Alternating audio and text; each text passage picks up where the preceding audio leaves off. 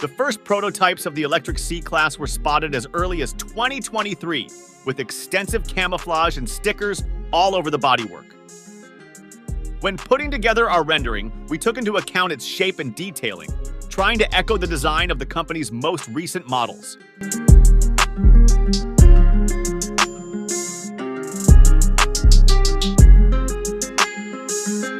Almost nothing is known about the interior, but it is possible that the future Mercedes C-Class Electric will adopt the narrow full-width display of the EQSX concept rather than the portrait display of the current C-Class.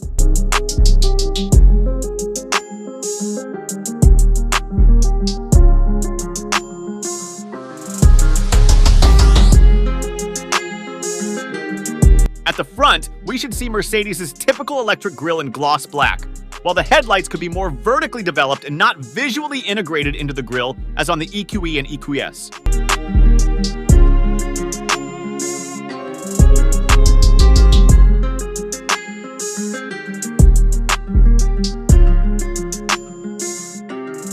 The electric Mercedes C-Class will be based on the MB.EA platform, which replaces the EVA II platform used in the EQE and EQS.